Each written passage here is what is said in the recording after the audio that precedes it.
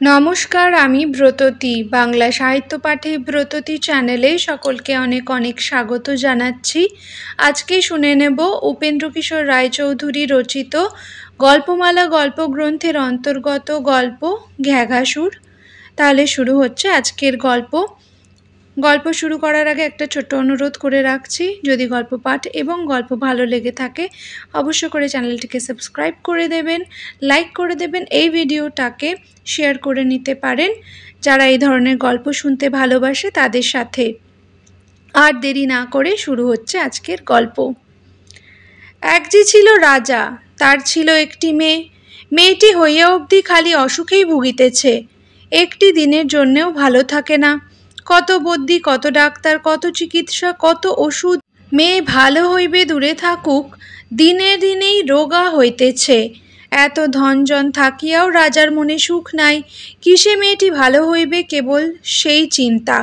এমনি করিয়া দিন যায়। এর মধ্যে এক সাধু রাজার সঙ্গে দেখা করতে আসিলেন।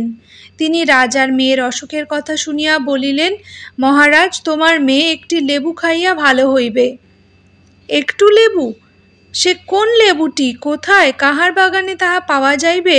সাধু তাহার কিছু না বলিয়াই চলিয়া গেলেন। রাজা আর উপায় না দেখিয়া দেশের লোককে এই কথা জানাইয়া দিলেন, যাহার লেবু খাইয়া আমার মেয়ে ভালো হইবে সে আমার মেয়েকে বিবাহ করিবে এবং আমার রাজ্য পাইবে। এখন মুশকিলের কথা এই যে সে রাজ্যে লেবু মেলে না।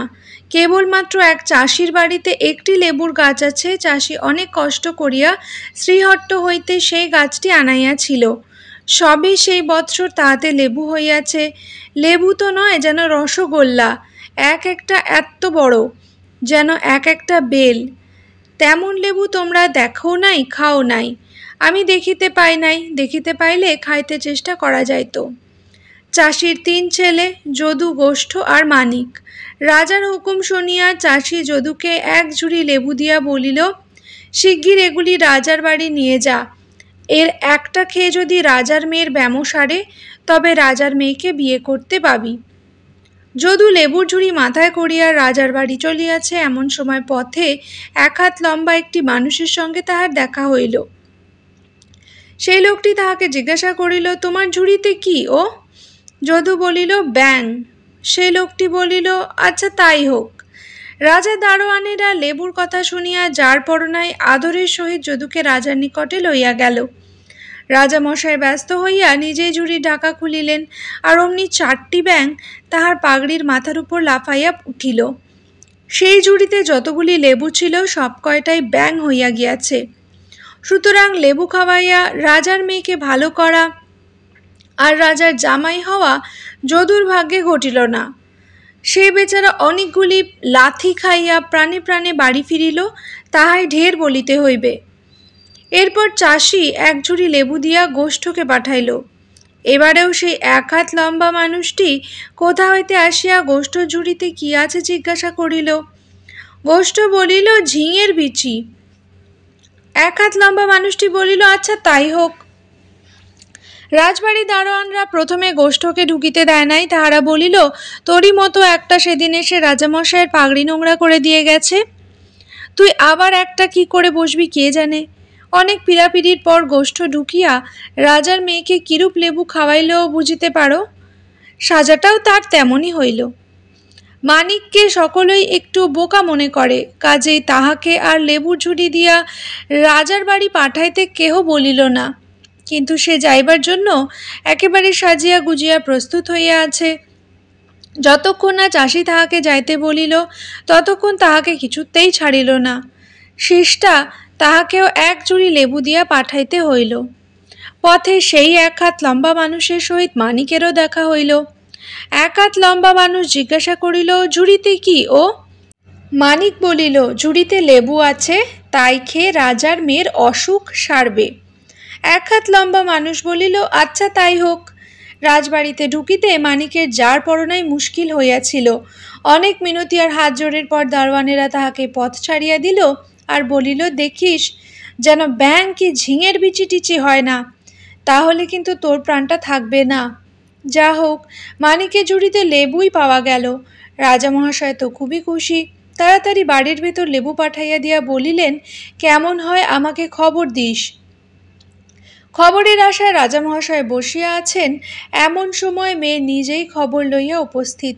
সেই লেবু মুখে দিতে না দিতেই তার অসুখ একেবারে সারিয়া গিয়াছে। ইহাতে রাজামশাই যার পরনায় আনন্দিত হইলেন, কিন্তু তাহার পরেই ভাবিতে লাগিলেন, তাই তো করিয়াছি কি, এখন যে চাষির ছেলের সঙ্গে মেয়ের বিয়ে দিতে হয়। এই ভাবিয়া রাজামহাশয় স্থির করিলেন, চাষির ছেলেকে যেমন করিয়া হোক ফাঁকি দিতে হইবে। মানিকলাল ভাবিতেছে, এরপর বুঝি মেয়ে বিয়ে দেবে। এমন সময় রাজামহাশয় তাহাকে বলিলেন, বাপু, তুমি কাজটা তো ভালোই করিয়াছ, কিন্তু রাজার মেয়ের বিবাহ সহজ কথা নয়। আগে আর একখানা কাজ করিয়া দাও, তারপর দেখা যাইবে কি হয়। জলে যেমন চলে ডাঙায়ও তেমনি চলে, এইরূপ একখানা নৌকো আমাকে গড়িয়া না দিতে পারিলে তোমার কোনো আশাই নাই। মানিক যে আজ্ঞা বলিয়া বিদায় হইল। তারপর বাড়ি আসিয়া সকল কথা বলিল। বাড়ির সকলেই মানিককে বোকা ঠাওরাইয়া রাখিয়াছিল। সুতরাং তাহারা মনে করিল যে মানিক যখন রাজার মেয়েকে ভালো করিয়া আসিয়াছে, তখন নৌকাখানা ইচ্ছা করিলেই সে তৈর করতে পারে। যদু একখানা কুড়াল লইয়া নৌকা গড়িতে চলিল, বনের ভিতর হইতে গাছ কাটিয়া সেখানে কাজ আরম্ভ করিয়া দিল। ইচ্ছা সেই দিনই নৌকা প্রস্তুত করিয়া ফেলে, পরিশ্রমেরও কসুর করে নাই। এমন সময় কোথা হইতে সেই 1 হাত লম্বা মানুষ আসিয়া উপস্থিত। কি হে যদুনাথ, কি হচ্ছে? গামলা। আচ্ছা তাই হোক, তাই হোক বলিয়া 1 হাত লম্বা মানুষ চলিয়া গেল। যদুও নৌকা গড়িতে লাগিল, কিন্তু সে যত পরিশ্রম করে তাহার সমস্তই বৃথা হয়।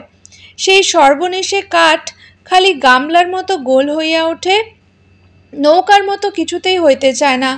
শেষটা যদুর রাগ হইয়া গেল, কিন্তু রাগের ভরে এক কাঠ ফেলিয়া দিয়া ক্রমাগত আর 2-3টা কাঠ লইয়াও গামলা ছাড়া আর কিছুই তৈর করতে পারিল না। যাহা হোক, গামলাগুলো হইল ভারী সরেস। সুতরাং সন্ধ্যার সময় যদুনাথ গোটা 3-4 গামলা ঘাড়ে করিয়া বাড়ি ফিরিল। এমন ভালো গামলাগুলি বনে ফেলিয়া আসিতে কিছুতেই তাহার ইচ্ছা হইল না। তারপর গোষ্ঠ নৌকা গড়িতে চলিল, আর সেই 1 হাত লম্বা মানুষের অনুগ্রহে সন্ধেবেলা 5খানি অতিশয় উঁচু দরের লাঙল কাঁধে ঘরে ফিরিল। অবশ্য এরপর মানিক নৌকা গড়িতে গেল, আর তাহাকেও সেই 1 হাত লম্বা মানুষ আসিয়া জিজ্ঞাসা করিল, কি হচ্ছে? মানিক সাদাসিধা উত্তর দিল, জলে যেমন চলে ডাঙায়ও তেমনি চলে, এমন একখানা নৌকা গড়ে দিতে পারলে রাজামশাই বলেছেন মেয়ে বিয়ে দেবেন। এই কথা শুনিয়া 1 হাত লম্বা মানুষ বলিল, আচ্ছা তাই হোক। মানিক সবে নৌকার কাঠ কাটিয়া সবে তাহাতে চড়িয়া বসিয়াছিল। 1 হাত লম্বা মানুষের কথা শেষ হইতে না হইতেই সেই কাঠ ছুটিয়া চলিয়াছে। সে আর এখন কাঠ নাই, অতি চমৎকার একখানা নৌকা। তাহাতে দাড়ি নাই, মাঝি নাই, দাঁড় নাই। যেখানে যাইবার দরকার তাহা নিজেই বুঝিয়া লয়, সেখানে সে নিজেই থামে। রাজা রাজরার উপযুক্ত মখমলের গদি তাকিয়া তাহার ভিতর সাজানো। বাহিরটা দেখিতে কি সুন্দর, তা কি যে বলিব। যে জিনিসটা তাহা সাজাইয়াছে তাহা সেই 1 হাত লম্বা মানুষের দেশে হয়। আমি তাহার নাম জানি না। রাজামশাই সভায় বসিয়া আছেন, এমন সময় মানিকলালের নৌকা সেইখানে গিয়া উপস্থিত। সকলে নৌকার রূপ গুণ দেখিয়া আশ্চর্য হইয়া গেল, আর কত প্রশংসা করিতে লাগিল। রাজামশাইও খুব আশ্চর্য না হইয়াছিলেন এমন নয়, কিন্তু তাহা চাপিয়া গিয়া তিনি মুখে মানিককে বলিলেন, এতেও হচ্ছে না, আর একখানা কাজ করিতে হবে। 1 গাছ ঘেঘাসুরের লেজের পালক হলে আমার মুকুটের শোভা হয়। এই জিনিসটি এনে দিলে নিশ্চয়ই আমার মেয়েকে বিয়ে করতে পাবে। মানিক যে আজ্ঞা বলিয়া ঘেঘাসুরের পালক আনিতে চলিল। খানিকটা পাখি, খানিকটা জানোয়ার, বিদঘুটে চেহারা, খিটখিটে মেজাজ, ভারী জ্ঞানী, বেজায় ধনী অসুর ঘেঘা 1 মাসের পথ দূরে অজানা নদীর ধারে অচেনা শহর সোনারপুরীতে বাস করেন। মানুষটিকে দেখিতে পাইলেই রসগোল্লাটির মতো টপ করিয়া তাহাকে গিলে ফেলে। সেই ঘ্যাঘা মহাশয়ের পালকানিতে মানিক চলিয়াছে। যাহাকে দেখে তাহাকে ঘ্যাগাসুরের মুলুকের পথ জিজ্ঞাসা করে, আর ডাইনে বায়ে না চাহিয়া ক্রমাগতই সেই পথে চলে। রাত্রি হইলে কারো বাড়িতে আশ্রয় লয়, আবার সকালে উঠিয়া চলিতে থাকে। ঘ্যাগাসুরের মুলুক যাইতেছে শুনিয়া সকলে তাহাকে আদর করিয়া জায়গা দেয়। একদিন রাত্রিতে এইরূপে সে একজন খুব ধনী লোকের অতিথি হইয়াছে। সেই ধনী অনেক কথাবার্তার পর তাহাকে বলিল, বাপু, তুমি ঘ্যাগাসুরের দেশে চলেছ শুনেছি। সে অনেক বিষয়ের খবর রাখে। আমার লোহার সিন্দুকের চাবিটা হারিয়ে ফেলেছি। ঘ্যাঘা তার কোনো সন্ধান বলে দিতে পারে কি না জিজ্ঞাসা করো তো। মানিক বলিল, আচ্ছা মশাই, আমি জেনে রাখব। আর একদিন সে আর এক বড়লোকের বাড়িতে অতিথি হইয়াছে। সেই বড়লোকের মেয়ের ভারী অসুখ। তাহার বেয়ারামটা যে কি, কোনো ডাক্তার কবিরাজ তাহার ঠিক করিতে পারে না। মেয়ে দিন দিন খালি রোগা হইয়া যাইতেছে। সেই বড়লোক মানিককে খুব যত্ন করিয়া খাওয়াইয়া তারপর বলিলেন, আমার মেয়ের অসুখ কিসে সারবে, এই কথাটা যদি ঘ্যাঘার কাছ থেকে জেনে আসতে পারো তবে বড় উপকার হয়। মানিক বলিল, অবশ্যই মশাই, আমি নিশ্চয়ই জেনে আসব। এইরূপে 1 মাস চলিয়া মানিক অজানা নদীর ধারে আসিয়া ওপারে ঘ্যাগাসুরে সোনার বাড়ি দেখিতে পাইল। অজানা নদীর নৌকা নাই, খেয়া নাই, এক বুড়ো সকলকে কাঁধে করিয়া পার করে। মানিকও তাহারই কাঁধে চড়িয়া নদী পার হইল। বুড়ো তাহাকে বলিল, বাপু, আমার এই দুঃখ কবে দূর হবে, ঘ্যাগার কাছে জিজ্ঞেস করো তো। আমার খাওয়া নাই, দাওয়া নাই, খালি কাঁধে করে দিনরাত্রির মানুষ পার করছি। ছেলেবেলা থেকে এই করছি, আর এখন তো বুড়ো হয়ে গেছি। মানিক বলিল, তোমার কিছু ভয় নেই, আমি নিশ্চয়ই তোমার কথা জিজ্ঞাসা করব। নদী পার হইয়া মানিক ঘ্যাঘার বাড়িতে গেল। ঘ্যাঘা তখন বাড়ি ছিল না, ঘেঘি ছিল। ঘেঘি তাহাকে দেখিয়া বলিল, পালা বাছা, শিগগির পালা, ঘ্যাঘা তোকে দেখতে পেলেই গিলবে। মানিক বলিল, আমি যে ঘ্যাঘার লেজের একগাছি পালক চাই, সেটি না নিয়ে কেমন করে যাব? আর সেই যাদের চাবি হারিয়ে গেছে, সেই চাবিটি কোথায় আছে? আর যাদের মেয়ের অসুখ, তার ওষুধ জেনে যেতে বলেছে। আর যে বুড়ো পার করে দিলে সে বাড়ি যাবে কেমন করে? ঘেঘি বলল, প্রাণটি নিয়ে কোথায় পালাবে, না আবার তার পালক চাই, তাকে 100 খবর বলে দাও। তুই কে রে বাপ? মানিক বলিল, আমি মানিক। পালক না নিয়ে গেলে রাজা মেয়ে বিয়ে দেবে না। একগাছি পালক আমার চাই, হাজার হোক স্ত্রীলোক। মানিককে দেখিয়া ঘেঘির দয়া হইল। সে বলিল, আচ্ছা বাপু, তাহলে তুই খাটের তলায় লুকিয়ে থাক, তোর ভাগ্যে থাকলে হবে এখন। মানিক ঘ্যাঘার খাটের তলায় লুকাইয়া রহিল। সন্ধ্যার পর ঘ্যাঘাসুর বাড়ি আসিল। ঘেঘি তাড়াতাড়ি পা ধুইবার জল টল দিয়ে সোনার থালায় খাবার হাজির করিল। ঘ্যাঘার মেজাজটা বড়ই খিটখিটে, সবেতেই দোষ ধরে।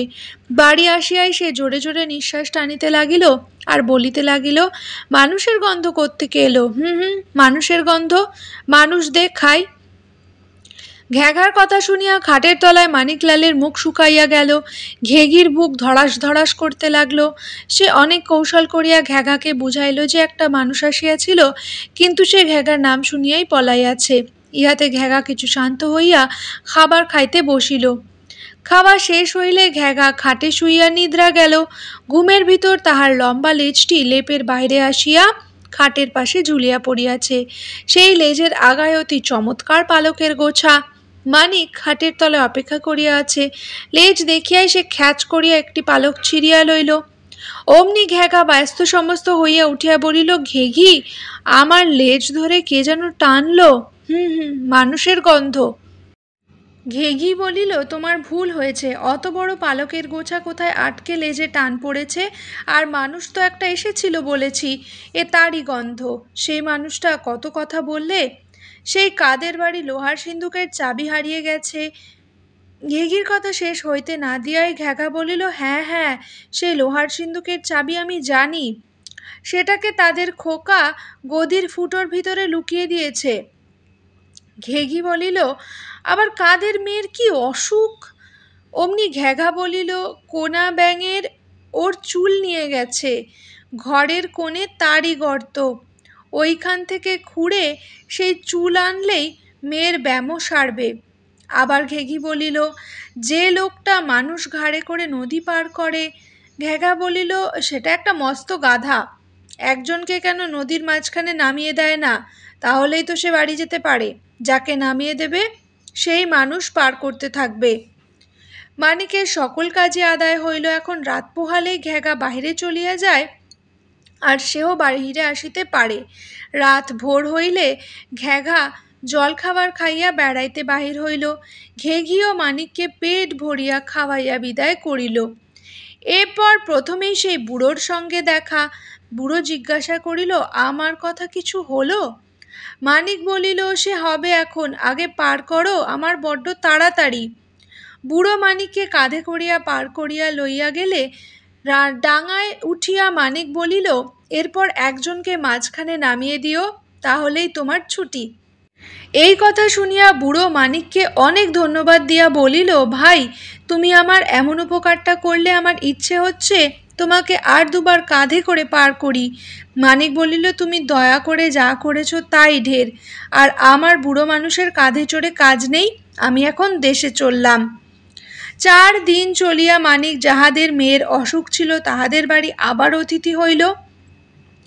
বাড়ির কর্তা অত্যন্ত আগ্রহের সহিত জিজ্ঞাসা করিল, ঘেঘা কিছু বলেছে? মানিক বলিল, হ্যাঁ। এই বলিয়া ঘরের কোণ হইতে ব্যাঙের গর্ত খুঁড়িয়া যেই চুল বাহির করিল, অমনি তার 2 বৎসর যাবৎ মরার মতো পড়িয়াছিল যে মেয়ে, সে উঠিয়া হাসিয়া বেড়াইতে লাগিল। ইহাতে বাড়ির সকলে যে কত খুশি হইল তাহা কি বলিব। মানিককে তাহারা এত টাকা দিল যে 10টা উটে তাহা বহিতে পারে না। যাহাদের চাবি হারাইয়া গিয়াছিল তাহারাও চাবি পাইয়া মানিককে ঢের টাকা করি দিল। এই সমস্ত টাকা করি লইয়া সে দেশে ফিরিয়া রাজা মহাশয়কে ঘেঘাসুরের পালক বুঝাইয়া দিল। দেশের সকল লোক ইহাতে মানিকের যারপরনাই প্রশংসা করিল।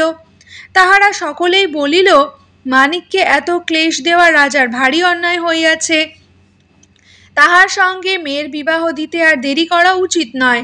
রাজা মহাশয় আর কি করেন, শেষটা অনেক কষ্টে রাজি হইলেন। তারপর খুব জাঁকজমকের সহিত রাজকন্যা ও মানিকের বিবাহ হইল। মানিক এত টাকা করি লইয়া আসিয়াছে যে তাহাতেই তাহার পরম সুখে দিন কাটিতে লাগিল। কিন্তু রাজা মশাইয়ের ইহাতে ভারী হিংসা হইল। তিনি মনে করিলেন, ঘেঘাসুরের দেশে গেলে যদি এত টাকা নিয়ে আসা যায় তবে আমি সেখানে যাব। এই ভাবিয়া রাজা মহাশয় ঘেঘার মুলুকে যাত্রা করিলেন, কিন্তু সেখানে পৌঁছাইতে পারেন না, কারণ অজানা নদী পার হইবার সময় সেই বুড়ো তাহাকে মাঝখানে নামাইয়া দিল। রাজা মহাশয় জোর হাত করিয়া মিনতি করিতে লাগিলেন, কিন্তু বুড়ো তাহার কথায় কান দেবার অবসর পায় না। ততক্ষণে সে ডাঙায় উঠিয়া ঊর্ধ্বশ্বাসে বাড়ি পানে ছুটিয়াছে। তাড়াতাড়ি রাজা মহাশয়কে ছুটি পাইবার কৌশলটি বলিয়া দিবার কথা তাহার মনে নাই। সুতরাং রাজামশাই আজও সেই স্থানে মানুষ পার করিতেছেন। পাঠক পাঠিকার মধ্যে যদি কেহ কখনো ঘেঘাসুরের মুলুকে যান, তাহা হইলে দয়া করিয়া বেচারাকে সেই কথাটা বলিয়া দিবেন, কিন্তু পুনরায় নদীর এপারে ফিরিয়া না আসিয়া এ কথা বলিবেন না, কারণ তাহা হইলে কিঞ্চিত অসুবিধা হইতে পারে। ব্যাস, ঘেঘাসুর গল্পটি এখানে শেষ হচ্ছে। খুব তাড়াতাড়ি হাজির হব বুদ্ধিমান চাকর গল্পটি নিয়ে, অপেক্ষা করতে থাকুন।